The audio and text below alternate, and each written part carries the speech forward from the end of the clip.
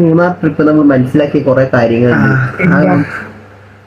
പറയല്ലേ, അത് നല്ല മഴയുള്ള സമയത്ത് നിങ്ങൾ പോകരുത്.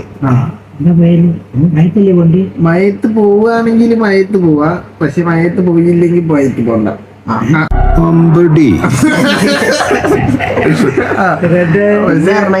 നല്ല ബ്ലോക്ക് ഉണ്ട്. നമ്മൾ മനസ്സിലാക്കണം ബ്ലോക്കുള്ള കാര്യങ്ങളൊക്കെ നമ്മൾ പ്ലാനിങ് ചെയ്യണം. ഏത് സാറ്റർഡേ സൺഡേ ഫ്രൈഡേ അങ്ങനത്തെ നോക്കി പ്ലാൻ ചെയ്യണം. പ്ലാൻ ചെയ്താലും ബ്ലോക്ക് ഉണ്ടാവും.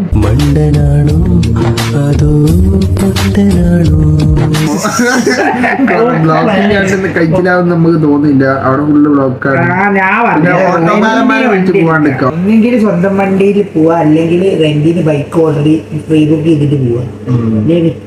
പിന്നെ ഫുഡ് പറഞ്ഞ ഭയങ്കര പാക്ക് ചെയ്ത് കൊണ്ടുവരാൻ പറ്റുകയാണെങ്കിൽ അങ്ങനെയാണ് നല്ലത്. ഒഴിച്ചിട്ട് കഴിക്കുക ഫുഡ്. അപ്പോ അങ്ങനത്തെ കാര്യങ്ങളൊക്കെ ശ്രദ്ധിക്കുക. പിന്നെ അവിടെ എന്താ കാണാനൊക്കെ എന്തൊക്കെ അതിലുണ്ട് ചുറ്റിലും വ്യൂ തന്നെ. കൊരങ്ങന്മാരെ ശ്രദ്ധിക്കുക. കൊരങ്ങന്മാര് ഗുണ്ടകളാണ്, അനാഥരാണ്, ഗുണ്ടകളാണ്, കൊന്നു കളയാൻ തോന്നുന്നു. ഐസ്ക്രീമൊക്കെ കടിച്ചു പഠിച്ചു കൊണ്ടുപോകും അടികള്. പിന്നെ സൂക്ഷിക്കണ്ടേ. പിന്നെ എക്കോ പോയിന്റിൽ എക്കോ ഉണ്ടാവുന്നില്ല എന്ന് വിചാരിക്കും, പക്ഷെ അങ്ങോട്ട് പോയ എക്കോ ഉണ്ടാവും. അതൊക്കെ മനസ്സിലാവും. നല്ലോണം പോയിന്റിൽ വെച്ച് സൂ ഇട്ടിട്ട് കാര്യമില്ല.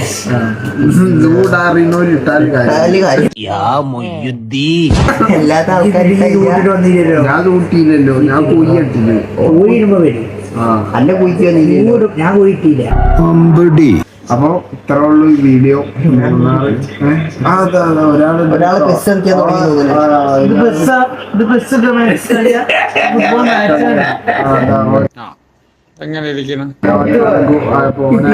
നമ്മളിതാക്കാൻ പാടില്ല. ഇക്കട്ട പണ്ടേ. അപ്പൊ എല്ലാരും കട്ടായി. അപ്പൊ എന്താ പോയില്ലേ? അടുത്ത വീഡിയോയിൽ കാണല്ലേ.